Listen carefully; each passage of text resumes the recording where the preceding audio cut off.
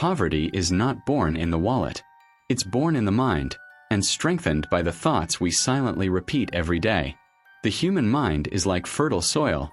Whatever you plant in it will grow. Some plant scarcity. Others plant abundance.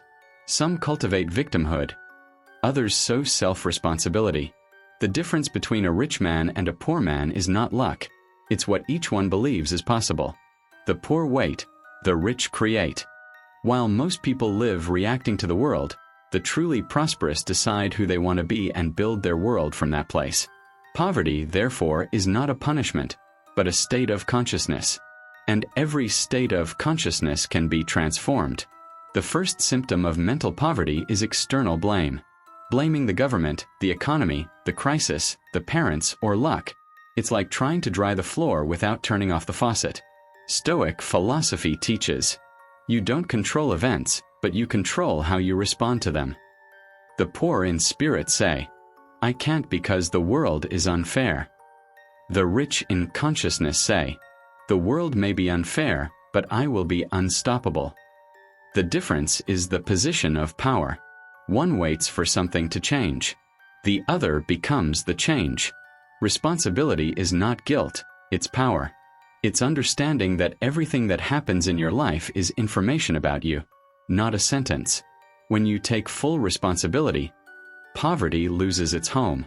Do you repeat your limitations or your possibilities more often? The words you use to describe yourself are self-fulfilling prophecies. Tell a child every day that she's incapable, and she'll believe it. Tell yourself you're unlucky, and the universe will simply confirm it. Napoleon Hill once said, whatever the mind of man can conceive and believe, it can achieve. Mental poverty is maintained by invisible programming. Ideas inherited from a society that glorifies suffering and demonizes wealth. To overcome poverty, you must break these invisible patterns. Money is dirty. People with money are greedy. Hard work is the only way. These beliefs were made to domesticate you, not to free you. True prosperity begins when you start thinking for yourself. Abundance isn't about having more. It's about feeling whole. The man who feels he lacks something will never have enough. The man who recognizes what he already has creates space for more. Eastern sages call this the state of flow, when you stop fighting the world and start creating with it. Poverty, in contrast, is resistance. It's swimming against the current of life, believing that everything is scarce. You need to change your energy, not just your strategy. Abundance is magnetic. It attracts opportunities, people, and ideas. And it all begins in the quietest of places, within you. Close your eyes and ask yourself, who have I become to live the life I live today? Not to blame yourself, but to understand the pattern. Then ask, who must I become to attract what I desire? Poverty is not defeated by working harder, but by awakening consciousness. When you change your being, your having follows naturally. Transform your inner dialogue. From I can't to I can't yet.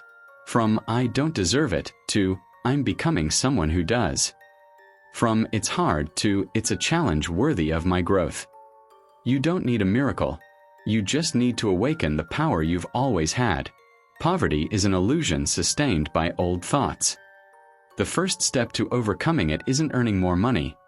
It's healing the mind that makes you believe something is missing. You are not what the world gave you. You are what you decide to do with what the world gave you. The soil of the mind must be cleansed for wealth to bloom. And the fertilizer of that soil is self-knowledge, responsibility, and vision. Poverty is a role, and you can rewrite the script. No one is born poor. You are born free. But the world, from an early age, begins to write over us, telling us who we are, what we deserve, and what is realistic. These narratives create a limited identity, and we start living as if we were characters in a script we never chose. The first step toward prosperity is recognizing the actor behind the character. You are not the employee, the struggler, or the survivor. You are the author. As long as you believe you are only what the world says, you will live in reaction. But when you remember that you are the one who decides the plot, poverty loses its power. Identity is destiny. Identity is the center of gravity of life. Everything you do, feel, and achieve flows from what you believe yourself to be. The person who believes they are poor finds proof of that every day. The person who believes they are prosperous also finds proof, because the human mind filters the world to confirm its beliefs. If you tell yourself, "I'm someone who always struggles and never wins," your mind will work to keep you consistent with that story. But if you say, "I'm someone who learns fast, grows, and attracts opportunities," your entire mental system will align with this new identity. Neuroscience calls this cognitive consistency. The brain's need to keep beliefs and behaviors coherent. In other words, you will always act in harmony with who you believe you are. The philosophy of metamorphosis. Stoicism teaches that we are not prisoners of our past, but of our mental habits. And Aristotle once said, "We are what we repeatedly do." Excellence, then, is not an act but a habit. Changing your life isn't about doing something new once. It's about becoming someone new every day. Metamorphosis begins in the mind and solidifies through action. Think about who you want to be 5 years from now. Now ask yourself, how does that version of me think, speak, and decide? And start acting as if you already were that person. This isn't about pretending. It's about reprogramming your mind to a new state of being. The rich identity is born from the habit of abundance, the habit of thinking big, acting with purpose, and refusing to accept less than your full potential allows. The energy of wealth. Discipline, focus, and vision. Mental poverty is disorder. Wealth is order. The poor think short-term. The rich think legacy. The poor work to pay bills. The rich work to build systems. The difference lies in time perspective and inner energy. Philosophers called this virtus, the inner strength that guides actions with purpose. When you have purpose, discipline is not sacrifice. It's a natural outcome. Stop chasing motivation. It fades. Build disciplined identity, and it will sustain you long after enthusiasm fades. Wealth is not about intensity. It's about consistency. Every empire was built by someone who knew how to act small for a long time until thinking big became second nature. Breaking the scarcity identity. Let's be clear, the poor identity must die, and every symbolic death requires courage.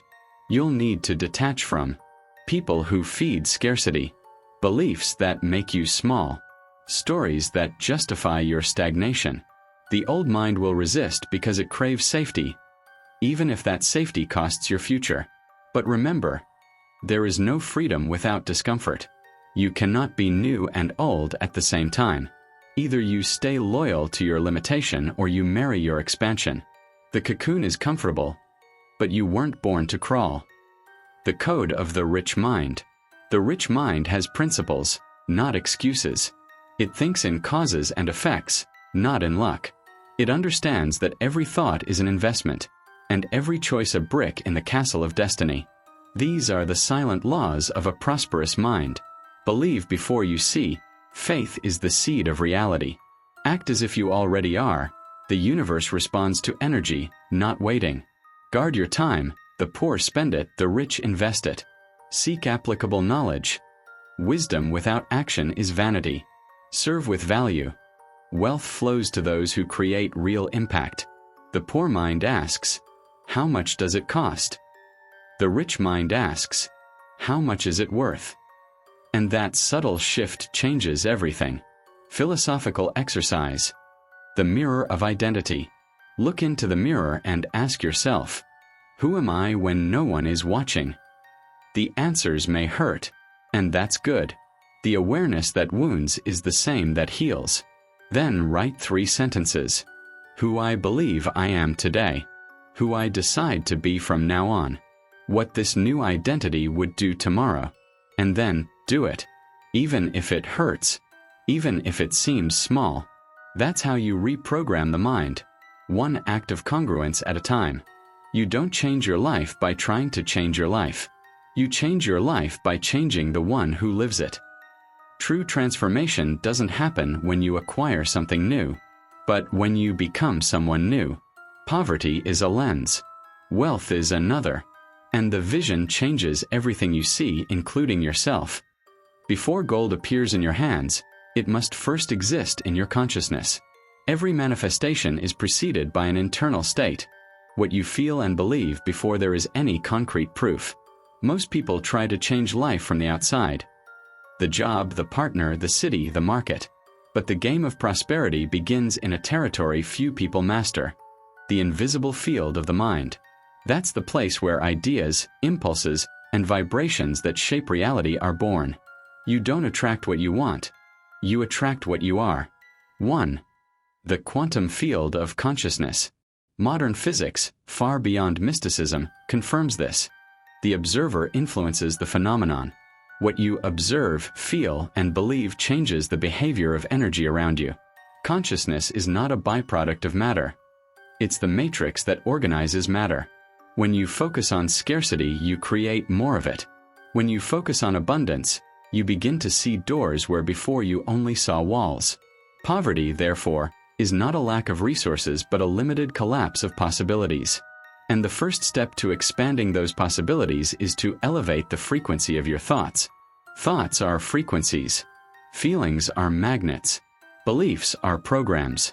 Change the program and the field responds. 2. The mirror effect of reality. The world isn't against you. It's a mirror of your internal state. Everything that happens outside is a projection of what vibrates within. If you constantly feel lack, the universe must give you more situations that confirm that lack, because it can only deliver what you emit. Reality is an energetic reflection, not a moral judgment. It simply replicates what you transmit. A perfect mirror of your consciousness. So the question isn't, why is this happening to me? But what within me is generating this? When you change the internal cause, the external effect changes automatically. 3. The silent laws of manifestation. There are universal principles that govern prosperity, and none of them depend on luck.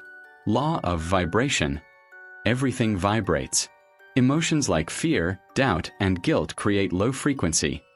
Gratitude, trust, and purpose raise it. Law of correspondence. The outer reflects the inner.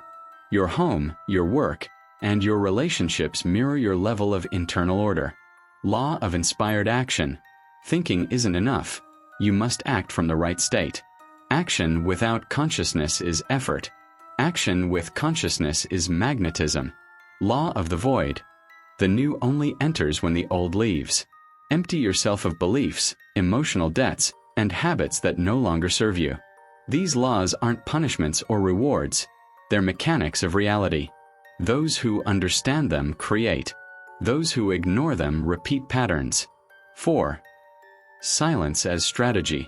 The modern world screams. But wealth is born in silence. While the noisy mind seeks approval, the rich mind seeks clarity. It's in silence that the right ideas appear, instincts sharpen, and intuition becomes audible. That's why every builder of wealth needs daily moments of stillness. Not as an escape, but as alignment. 5 minutes of presence are worth more than 5 hours of distraction. Poverty feeds on haste. Abundance blooms in presence. 5. The magnetism of coherence. Coherence is the secret of those who manifest quickly. Thinking, feeling, and acting in the same direction creates a powerful magnetic field. When you think about wealth but feel fear and act from scarcity, your field goes into conflict. But when your thoughts are positive, your feelings confident, and your actions decisive, reality has no choice but to align. The universe doesn't respond to words. It responds to the energy behind them. That's why so many say, "I want to be rich," yet remain poor, because inside they still vibrate lack. Coherence is the point where the invisible becomes visible. 6. The ritual of conscious creation. Every morning, before the world distracts you, do this simple exercise. Be still. Breathe deeply and feel alive. Visualize. Imagine your day flowing with ease and purpose. Feel. Bring up the emotion of what you desire as if it were already real. Affirm. Say with conviction, "I am the creator of my reality. Everything I need is already within me." Act. Do what is within your reach with excellence. The true magic lies in uniting the invisible faith with the visible action. 7. Philosophical synthesis. The source is within you. What you seek is not distant, only forgotten. Poverty is the forgetting of your creative power. Wealth is the remembrance of it. You don't need to fight the world, you need to align with it. Life doesn't test you, it mirrors you. And when the mirror changes, everything changes. Consciousness creates. Coherence manifests. And silence reveals. True wealth is living in harmony with the invisible field, where everything begins before it happens.